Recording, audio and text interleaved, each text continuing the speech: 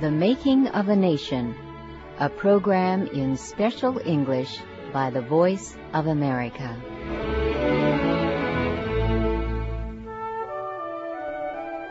I'm Shirley Griffith.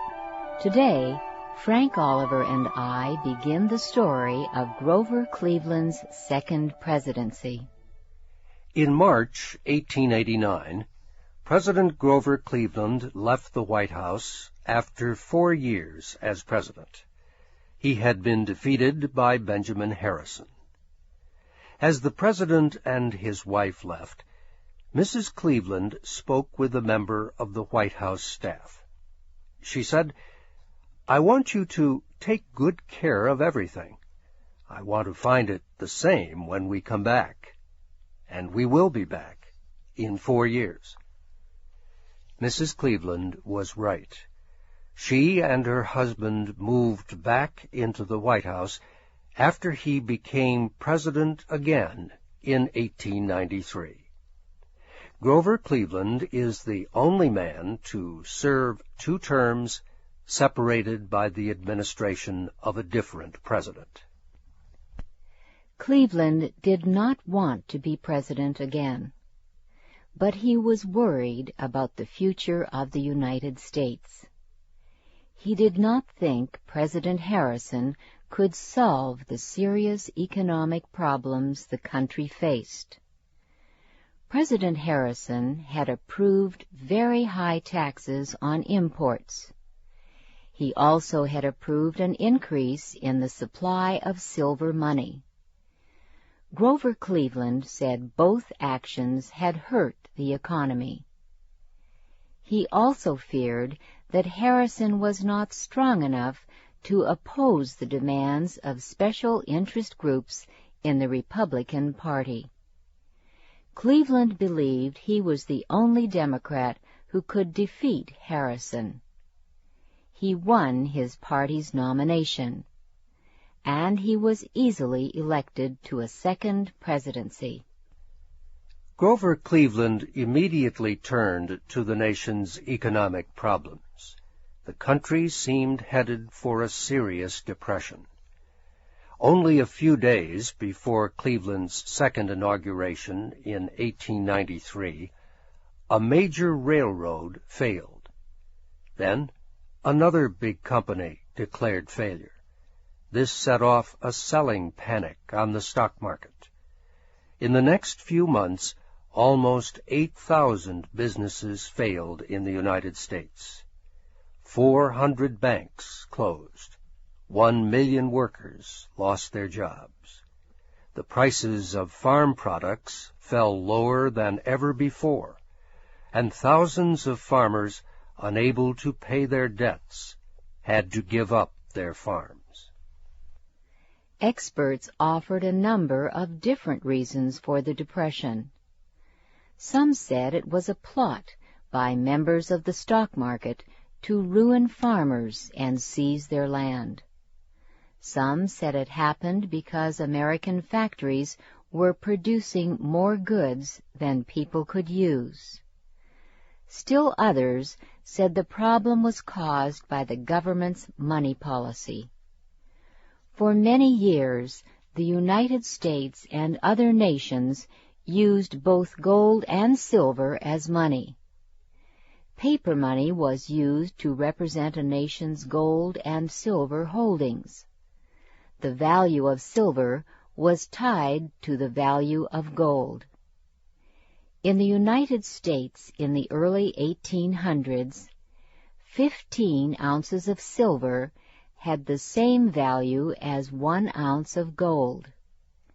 This value did not change until after 1860. That was when mines in the western United States began to produce large amounts of silver. The extra silver caused the price of the metal to fall. In 1871, Germany declared that it would no longer support its paper money with silver. Instead, it would use only gold. Other European countries quickly did the same thing. The United States did too. In 1873, Congress passed a law that stopped the government from using silver as money. Western silver producers protested. They put great pressure on lawmakers to change the law. 5 years later, Congress passed a compromise bill. The compromise bill said the government could issue limited amounts of silver money. It said the government must buy $2 million worth of silver each month for that purpose. 12 years later, during President Benjamin Harrison's administration, Congress passed a new silver purchase bill. It said the government must buy 4.5 million ounces of silver each month. The Treasury Department would buy the silver with new paper money that could be exchanged for silver or gold. The new law increased the amount of silver money used in the United States. The country soon became sharply divided on the issue of silver money. Wealthy businessmen and bankers did not want to use silver money at all. They wanted the country's economy to be based only on gold.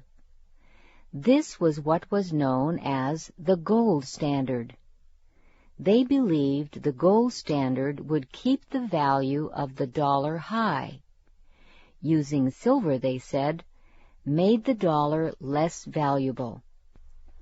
Farmers, laborers, and others wanted to use silver money, and they wanted an unlimited supply of it. Without silver, they said, the country's money supply would be too small. Gold would increase in value. People who had borrowed money would be hurt. They would have to pay back loans with dollars that were more valuable than those they had borrowed. President Cleveland supported the gold standard. He opposed any use of silver for money. He said the United States should use only gold, as other nations did. President Cleveland was sure the Silver Purchase Law of 1890 had caused the economic depression. He explained the situation in this way. The law had caused businessmen and investors to lose faith in the government's money policy. They were afraid their money would drop in value as more silver money was put into use. Investors began to withdraw their money from businesses. Banks began demanding early payment of loans. Everyone wanted gold. They took their paper money and their silver to the government and exchanged them for gold. In 1890, when the Silver Purchase Act was passed, the government held almost $290 million in gold. After 2 years, withdrawals had cut that amount to $100 million. President Cleveland and other administration officials began to worry. It was possible that gold holdings might fall so low the government could not support the dollar. Cleveland decided the only answer was to get Congress to kill the Silver Purchase Law. Then the government could stop buying silver. It could return to the gold standard. The Congress was not in session, however. It would not meet again for several months. President Cleveland did not want to wait. He believed the problem was too serious. So he called a special session of Congress. The President did not expect an easy time with the Congress. Many congressmen supported silver money, especially those congressmen from silver-producing states in the West. President Cleveland believed he could get Congress to kill the Silver Purchase Law. but if he showed any weakness, the fight would be lost. Then, just before the congressional debate, he learned he would need an operation. He felt a rough spot in the top of his mouth. It got bigger and more painful. Doctors examined the spot. It was a cancer. President Cleveland asked how long he could wait to have the cancer removed. "If it were in my mouth," one of the doctors said, "I would have it removed immediately." Cleveland agreed, but he said the operation would have to be kept secret. News from the White House often affected short-term activity on the stock market. News that the president's life was in danger could cause the nation's economic crisis to become worse.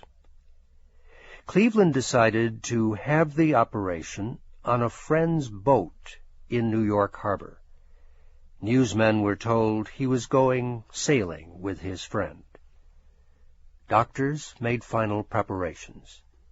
They were not afraid of the operation, but they were afraid of what would happen if news of the operation were leaked to the press.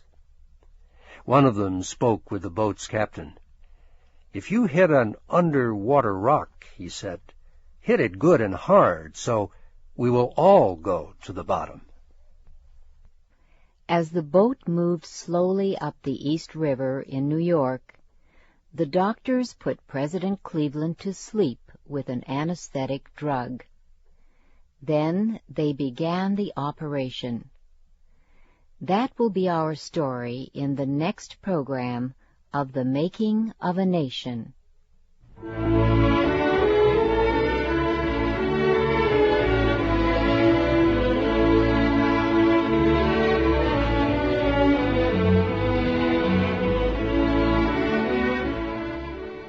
You have been listening to the special English program, The Making of a Nation. Your narrators were Frank Oliver and Shirley Griffith. Our program was written by Frank Beardsley.